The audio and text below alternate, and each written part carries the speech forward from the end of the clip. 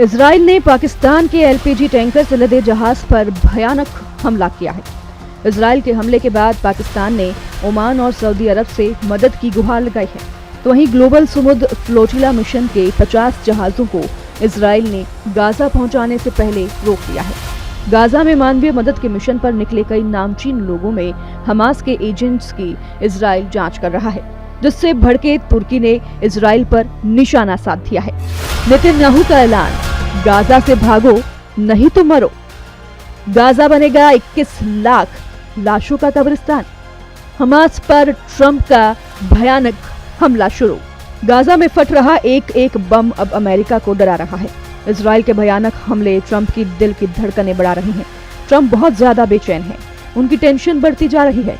Hamas कोई जवाब नहीं दे रहा। ट्रंप ने 3 से 4 दिन का अल्टीमेटम दिया है, लेकिन हमास सस्पेंस बनाए हुए है। व्हाइट हाउस में हमास के सफाई का प्लान तैयार हो रहा है। ट्रंप अब हमास को पूरी तरह से मटियामेट कर सकते हैं। हमास पर ट्रंप के शांति समझौते को मानने का जबरदस्त प्रेशर है। हमास में समझौते को लेकर 2 फाड़ भी हो गया है, मगर लड़ाका ग्रुप अब भी झुकने को तैयार नहीं है, जिसे देखते हुए ट्रंप ने आक्रमण की रणनीति पर काम शुरू कर दिया है। व्हाइट हाउस प्रेस सचिव कैरोलिन लिविच ने इशारों में बताया है कि ट्रंप किस कदर भड़के हुए हैं। व्हाइट हाउस में सेंसिटिव मीटिंग चल रही है। इधर इजराइल है कि पूरे गाजा की सफाई शुरू कर चुका है। इजराइल ने धमकी दी है कि 1 अक्टूबर के बाद गाजा में जो भी मिला उसे आतंकी करार देकर जहन्नुम भेज दिया जाएगा। मतलब ये कि गाजा में इजराइल अब किसी को भी रहने नहीं देगा। जो भी गाजा में इजराइल सेना को मिला उसकी खोपड़ी उड़ा दी जाएगी। ये धमकी किसी और ने नहीं, इजराइल के रक्षा मंत्री ने सोशल मीडिया पोस्ट पर दी है। इजराइल काट्स ने सोशल पोस्ट पर धमकी में लिखा कि ये उनके लिए आखिरी मौका है। जो कोई भी गाजा शहर में रुकेगा उसे आतंकी समर्थक माना जाएगा और उन्हें इजराइल के हमलों की पूरी ताकत का सामना करना पड़ेगा।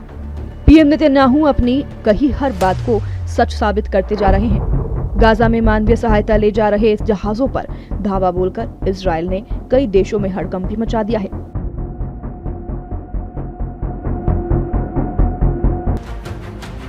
द ग्लोबल समुद्र फ्लोटिला नाम के समुद्री जहाजों के काफिले को इजराइल ने गाजा पहुंचने से पहले रोका।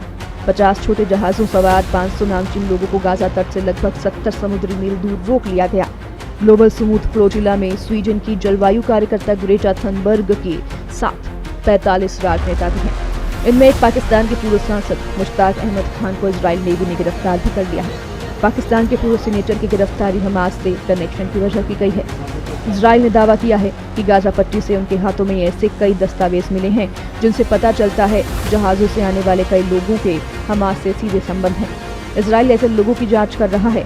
फिलहाल पता नहीं चल पाया है कि क्या पाकिस्तान सेनेटर के हमास से संबंध हैं या नहीं, लेकिन उनकी जांच की जा रही है। इतना ही नहीं, पाकिस्तान न्यूज आउटलेट ट्रिब्यून की रिपोर्ट के मुताबिक इजराइल ने पाकिस्तानी जहाज पर हमला भी किया। जहाज जब लाल सागर में था तब ये हमला हुआ। पाकिस्तानी चालक दल वाले एलपीजी टैंकर से लदे जहाज पर भयानक हमले की पुष्टि पाकिस्तान ने भी की है। हालांकि इजराइल के हमले के बाद हूती लड़ाकों ने जहाज पर कंट्रोल कर लिया। पाकिस्तान ने इजराइल के हमले के बाद सऊदी अरब और ओमान जैसे देशों से मदद भी मांगी।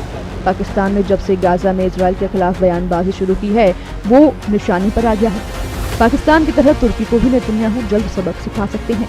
तुर्की ने इजराइल के एक्शन का जबरदस्त विरोध किया है। तुर्की ने फ्लोटिला को रोकने को आतंकी करतूत करार दिया है। ग्लोबल समुद्र फ्लोटिला मिशन में तुर्की के कई नागरिक हैं जिनकी रिहाई को लेकर तुर्की में प्रदर्शन भी हो रहे हैं। उधर इस्तांबुल के प्रदर्शनकारियों का कहना है कि आम लोगों को, जिनमें तुर्की के 9 नागरिकों को ले जा रहे इन जहाजों को गैर कानूनी तरीके से रोका जा रहा है। इसका विरोध करने के लिए हम कई नागरिक समाज संगठनों के साथ यहाँ हैं। इजराइल की ये कार्रवाई पूरी तरह से गलत है। यहाँ पर ऐसे और मुद्दे हैं जिन मुद्दों पर हम यहाँ सबसे अधिक चर्चा करना चाहते हैं। उनमें से एक इस मुद्दे के प्रति इस्लामी देशों के नेताओं द्वारा दिखाई गई उदासीनता है।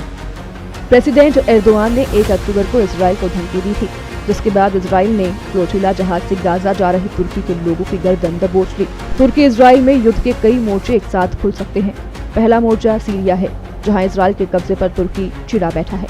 दूसरा मोर्चा गाजा है, जहां एर्दोआन इजराइल की सभी बातों पर सबसे जबरदस्त विरोध कर रहे हैं। अब तीसरा मोर्चा समुद्री अखाड़े में खुल गया है, जहां तुर्की के नागरिकों को ही इजराइल ने दबोच रखा है। इजराइल से टकराने से पहले एर्दोआन ट्रंप को पूरी तरह से अपने साथ रखने की कोशिश भी कर रहे हैं। तुर्की ने ईरान पर एक्शन लेकर ट्रंप को खुश कर दिया है। तुर्की ने ईरान के कई बड़े ऊर्जा, बैंकिंग, शिपिंग और रिसर्च सेक्टर के संगठनों को ब्लैकलिस्ट किया है। इनमें ईरान की atomic energy organisation, bank Sepah और यूरेनियम कन्वर्जन और न्यूक्लियर फ्यूल प्रोडक्शन से जुड़ी कंपनियां शामिल हैं। इसके अलावा Isfahan nuclear fuel research and production centre, Isfahan nuclear technology centre, first east export bank, Irano Hind shipping company, Tamas company पर भी तुर्की ने बैन लगा दिया है। एर्दोआन की बारूदी चाल का ईरान क्या जवाब देगा, ये वक्त बताएगा, मगर ये ट्रंप के मन मुताबिक बात हुई है। प्रेसिडेंट ट्रंप पाकिस्तान को भी तुर्की जैसे ही अपने इशारों पर चलने का ऑफर दे रहे हैं। ट्रंप पाकिस्तान पर इजराइल को मान्यता देने का प्रेशर बना रहे हैं। पाकिस्तान अभी तक इजराइल को मान्यता नहीं देता है, लेकिन ट्रंप चाहते हैं कि पाकिस्तान भी खाड़ी देशों जैसे अब्राहम अकॉर्ड में शामिल हो। हालांकि पाकिस्तानी जनरल असीम मुनीर और शहबाज शरीफ के लिए आत्मघाती कदम हो सकता है। पाकिस्तान के सभी आतंकी गुट और कट्टर मौलाना इजराइल के कट्टर दुश्मन हैं, जो किसी भी कीमत पर इजराइल को मान्यता देने के लिए खिलाफ हैं।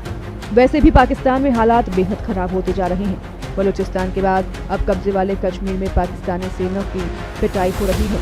पाकिस्तान के कब्जे वाले कश्मीर में विद्रोह इस कदर विस्फोटक है कि मुनीर आर्मी को दौड़ा कर पीटा जा रहा है। जिस पाकिस्तान ने इजराइल हमास युद्ध में दखल दिया, वो खुद ही जलने लगा है। अगर कहीं इजराइल ने इस मौके का फायदा उठाया तो पड़ोसी देश कई टुकड़ों में बच सकता है।